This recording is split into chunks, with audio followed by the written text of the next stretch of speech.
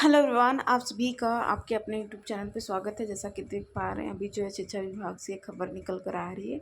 ऊपर आप हेडिंग भी देख सकते हैं, लिखा हुआ है बिहार सरकार शिक्षा विभाग, जिसमें साफ साफ कहा जा रहा है शिक्षकों की शिकायत निवारण हेतु मानक संचालन प्रक्रिया जो है स्टार्ट की गई, जिसे स्टैंडर्ड ऑपरेटिंग प्रोसीजर भी कहते हैं। जिसमें आप पढ़ेंगे तो अच्छा खासा लंबा 4 से 5 पेज का ये विवरण निकल कर आया है, जिसमें शिक्षकों की जितनी भी तमाम शिकायतें की गई हैं उनका विवरण दिया गया और उनका सॉल्यूशन दिया गया। ठीक है ना। तो हम आते हैं मेन पेज पे। आज हम बात करने वाले हैं शिक्षकों के वेतन संबंधित जो भी समस्याएं हैं उसको रिलेटेड हम बात करेंगे, उसके रिलेटेड बात करेंगे। उसके साथ ही अन्य समस्याओं को भी देखेंगे। हालांकि उनकी एक्सप्लेनेशन इस वीडियो में हम नहीं कर पाएंगे क्योंकि वीडियो बहुत ज़्यादा लंबा हो जाएगा। अगर आपको पीडीएफ चाहिए तो पीडीएफ जो है मैं आपको टेलीग्राम के माध्यम से प्रोवाइड कर दूंगी। बाकी हम जो चलते हैं शिक्षकों की जो मेन समस्या है उससे रिलेटेड जो भी गवर्नमेंट का रिप्लाई है और जो भी हमारे सरकार ने, हमारे शिक्षा विभाग ने जो भी हमें दिशा निर्देश दिए हैं उसको हम देखते हैं। यहाँ पर आप पढ़ेंगे तो देख भी सकते हैं, यहाँ पर बिहार राज्य की शिक्षा व्यवस्था के विकास में शिक्षकों की बहुत ही महत्वपूर्ण भूमिका है। इस कारण से इनकी समस्याओं के निराकरण की उन अनेक व्यवस्थाएं की गई हैं, जिसमें जिला स्तर, प्रखंड के स्तर पर इनकी समस्याओं का निष्पादन हेतु निर्धारित दिवस पर जनता दरबार आयोजित करना भी है, ताकि शिक्षकों की समस्याओं का समाधान स्थानीय स्तर पर ही हो जाए। शिक्षकों की शिकायतों का स्थानीय स्तर पर निवारण नहीं होने के कारण बड़ी संख्या में शिक्षागण राज्य मुख्यालय में पहुंच जाते हैं। इससे जहां एक और शिक्षकों की व्यक्तिगत कठिनाई होती है, वहीं दूसरी ओर राज्य मुख्यालय का कार्य बाधित होता है। शिक्षा विभाग का स्पष्ट मत है कि शिक्षकों की समस्याओं का निराकरण स्थानीय स्तर पर हो, ताकि शिक्षक विद्यालयों में रहकर पूरे मनोयोग के साथ शैक्षणिक कार्य करें एवं अनावश्यक रूप से विभिन्न कार्यालयों के चक्कर लगाना समय व्यर्थ ना करें।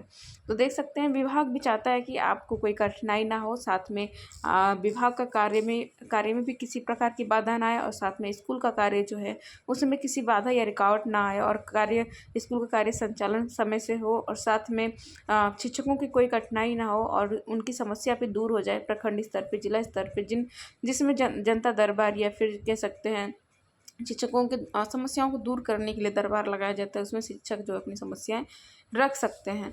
तो इनके लिए बहुत सारे चीज़ें जो है की जा रही है, जैसा कि ऊपर एक्सप्लेन किया गया है कि जिला स्तर पे, प्रखंड स्तर पे जो है इनकी समस्याओं को निष्पादन के लिए जनता दरबार लगाया जा रहा है।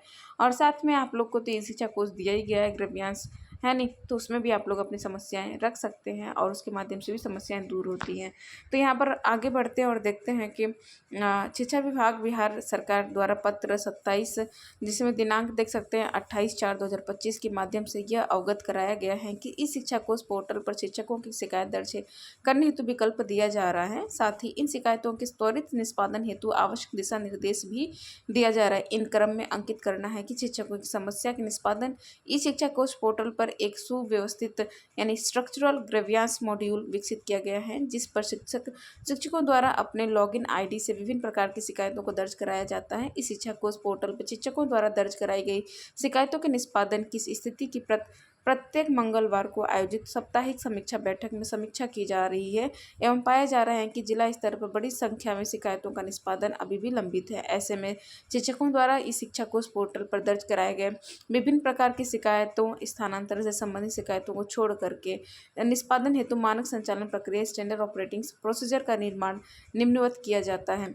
तो जैसा कि देख पा रहे हैं, आप लोग की समस्याओं को सबसे बेस्ट मैं तो कहूँगी आपका ग्रेवियांस मॉड्यूल है। इवन मेरे प्रॉब्लम सैलरी से रिलेटेड था, मैंने ग्रेवियांस में डाला था और मैं कह सकती हूँ, मैं हमारे ज़िला के जो भी डीओ ऑफिस के हमारे डीओ सर हैं, मैं उनके कह सकती हूँ बहुत ही आभारी हूँ कि उन्होंने मेरी समस्याओं को सुना और मेरी जो सैलरी रिलेटेड मेरी प्रॉब्लम थी सॉल्व भी हो चुकी है। ठीक है ना। तो मैं कहती हूँ ग्रेवियांस जो है सबसे बेस्ट वे है, जिसमें आप जो है अगर आपकी सैलरी या फिर किसी भी प्रकार की शिक्षकों की समस्या है ट्रांसफ़र को छोड़ करके, तो आप उसमें डालें, ना कि इधर उधर जाकर अपना टाइम वेस्ट करें। और साथ में विभाग का भी काम में बाधा उत्पन्न होती है। किसी भी टीचर को, किसी भी शिक्षक को अगर जाते हैं तो साथ में शिक्षक की समस्याएं, जैसे कि आने जाने की समस्या, साथ में स्कूल छोड़ने की, सीएल लेने की समस्या, अनेक प्रकार की समस्या शिक्षक को तो होती है, साथ में उन अधिकारियों को भी होती है और उन अधिकारियों के काम में बाधा भी उत्पन्न होती है। तो इन सब से बचने के लिए आपको सबसे बेस्ट जो वे है आपकी शिकायतों को विभाग तक पहुंचाने का, ग्रीवियंस जो है बहुत अच्छा है, और ग्रीवियंस की शिकायतें जो सुनी भी जाती है और सॉल्व भी की जाती है। आगे बढ़ेंगे, देखते हैं, देख सकते हैं यहाँ पर इनके लिए भी अलग अलग प्रकार के मेथड में आप देख सकते हैं किया गया है, जिसमें क्रमांक संख्या आप 1 देखेंगे जिसमें शिकायत का प्रकार दिया हुआ है। साथ में आप शिकायत के प्रकार में देख सकते हैं लंबित वेतन का भुगतान, उसके साथ शिकायत से संबंधित कारण क्या है, वेतन भुगतान, बकाया वेतन भुगतान, वेतन गणना सही नहीं होना, बकाया गणना सही नहीं होना आदि।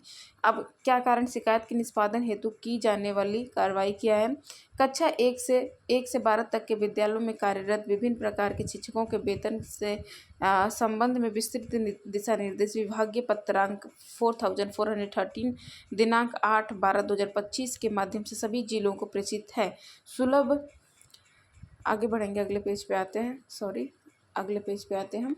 अगला पेज देखेंगे, यहाँ पर लिखा है सुलभ, एक मिनट, सुलभ प्रसंग हेतु संदर्भित पत्र एवं इसके साथ संलग्न मानक कार्यप्रणाली SOP यानी कि स्टैंडर्ड ऑपरेटिंग प्रोसीजर की प्रति अनुलग्नक 1 के रूप में संलग्न है, और इस दिशा निर्देश के अनुसार प्रत्येक माह की पहली तारीख तक गत माह का वेतन संबंधित शिक्षकों के खाते में अंतरण किया जाना है। यानी कि आप सभी का जितना भी वेतन बनता है, भाई जितना भी हर महीने का जो वेतन मिलता है, आप सभी को 1 तारीख तक आपके खाते में आने की जो बात कही गई है, जिससे शिक्षकों को किसी प्रकार की समस्या ना हो।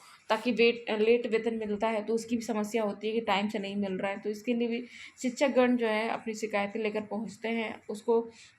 हाँ, सरकार ने इसका मतलब अगर आपको 1 तारीख को आपका सैलरी नहीं आता है तो उससे रिलेटेड जो भी आपकी शिकायतें हैं आप विभाग में ना जाकर ग्रीवियंस में डालें, उसको भी सुना जाएगा, ठीक है ना। उसके लिए यही निराकरण किया गया, और इसके अलावा कुछ होता है तो विभाग ग्रीवियंस को खुद ही देखेगा, जांच करेगा, उसके अनुसार आपकी समस्याओं को दूर करेगा। आगे देखते हैं, पारदर्शिता को सुनिश्चित करने हेतु यह आवश्यक है कि ऐसे सभी शिक्षक जिन्हें विगत माह का वेतन भुगतान उक्त निर्धारित तिथि तक नहीं हो पाया है के कारण सहित सूची को आगामी माह की 5 तारीख तक संबंधित जिला शिक्षा पदाधिकारी कार्यालय की सूचना पट वेबसाइट पर अनिवार्य रूप से अपलोड करना सुनिश्चित किया जाए। साथ ही वेतन भुगतान से संबंधित शिकायतों के त्वरित निष्पादन हेतु जिला स्तर पर कैंप का आयोजन किया जाए एवं शिकायत प्राप्ति के अधिकतम 7 दिनों के अंदर शिकायतों का निष्पादन करना सुनिश्चित किया जाए। यदि बकाया वेतन, अंतर वेतन के भुगतान हेतु आवंटन की आवश्यकता हो तो उसकी अधियाचना अविलंब की जाए। अंतर वेतन बकाया भुगतान पर यदि कोई निर्देश या मार्गदर्शन की आवश्यकता हो तो संबंधित निदेशालय से संपर्क करें, अविलंब प्राप्त कर लिया जाए। तो ये दे सकते हैं वेतन संबंधी जितनी भी आपकी समस्या है उसको दूर किया जाएगा। जो भी है, जो भी गवर्नमेंट मतलब जो भी विभाग कर सकता है उसको उन्होंने लिखा है कि हम क्या क्या आपके लिए कर सकते हैं और कब तक आपका वेतन आपको मिल जाना चाहिए। अगर उससे लेट होता है तो आप अपनी शिकायतों को लेकर विभाग के पोर्टल पे अपलोड करें, और साथ साथ में उन तमाम अधिकारियों को भी निर्देश दिया गया है कि ऐसे शिक्षक जिनका वेतन नहीं मिला है उनका जो है डेटा जो है वेबसाइट पे अपलोड किया जाए। उसके साथ यहाँ पर अवकाश से रिलेटेड जो भी आपकी समस्या है यहाँ पर देख सकते हैं, अस्वीकृत अवकाश, कम अवधि अवकाश, स्वीकृत या फिर चिकित्सीय कारणों से अवकाश, अध्ययन अवकाश, मातृत्व अवकाश, पितृत्व अवकाश और अन्य अवकाश से संबंधित कोई प्रॉब्लम आपको आ रही है तो विभाग ने क्या इसके लिए उपाय किया, इधर इस कॉलम में दिया हुआ है, आप देख सकते हैं। यहाँ पर प्रॉब्लम दिया है, उसका यहाँ पर सॉल्यूशन दिया है। विभाग की तरफ से क्या सॉल्यूशन है ये देखिए। राज्य के राज्य के प्राथमिक, मध्य माध्यमिक एवं उच्च माध्यमिक विद्यालयों में कार्यरत प्रधानाध्यापक, प्रधान शिक्षक, सहायक शिक्षक, विशिष्ट शिक्षक, विद्यालय अध्यापक, स्थानीय निकाय के शिक्षकों को छोड़ करके और के अवकाश की स्वीकृति की प्रक्रिया को सुस्पष्ट, सुगम, पारदर्शी बनाने हेतु विभागीय पत्रांक 1444 दिनांक 2/6/2025 के द्वारा विस्तृत दिशा निर्देश दिया गया है। सुलभ प्रसंग हेतु संदर्भित पत्र की प्रति अनुलग्न 2 के रूप में संलग्न है। इस संदर्भ में बिहार सेवा संहिता के नियम 240 घ के अनुसार सरकारी सेवक अपने पहले 3 वर्षों के सेवा काल में कोई छुट्टी उपार्जित, अगले पेज पे आते हैं,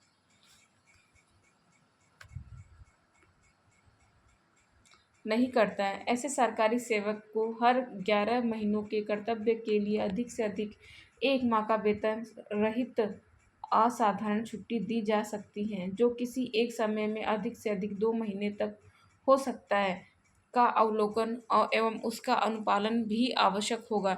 ऐसे में अवकाश से संबंधित लंबित शिकायतों को शीर्ष प्राथमिकता के आधार पर शिकायत प्राप्ति के अधिकतम 7 दिनों के अंदर निराकरण करना सुनिश्चित किया जाए। तो देख सकते हैं संबंधित छुट्टी से आपको क्या बोला जा रहा है कि अगर आप बिहार में जॉब कर रहे हैं और आपका जॉब 3 साल नहीं हो रहा है, तो किसी प्रकार की आपको छुट्टी नहीं दी जाएगी। हालाँकि ये प्रोविज़न पीरियड पे डिपेंड कर रहा था कि प्रोविज़न पीरियड जितना 2 साल का है, 2 साल कंप्लीट होने के बाद जो है आपका छुट्टी दी जाएगी। तो यहाँ पर नया नियम यहाँ पर दिखने लगा है हमको कि 3 साल का नियम बता रहा है। हालाँकि 3 साल का नियम हमने कहीं देखा नहीं था, लेकिन यहाँ पर जो है देखने को मिल रहा है। आप देखिए आगे विभाग क्या करता है, और एचआरएमएस पोर्टल को बार-बार चेक करना पड़ेगा। आगे देखेंगे सेवा संबंधित शुद्धियाँ जो हैं यहाँ पर देख सकते हैं। वेतन शुद्धि, योगदान की अवधि शुद्धि। हालांकि इन सब की वीडियो जो मैं अलग से बनाऊंगी, क्योंकि ये वीडियो अच्छा खासा लंबा होता जा रहा है, इसलिए अभी आज के लिए बस इतना ही। बाकी जो है इन्फॉर्मेशन हम अगली वीडियो में देखेंगे। धन्यवाद, बाय बाय, टेक केयर।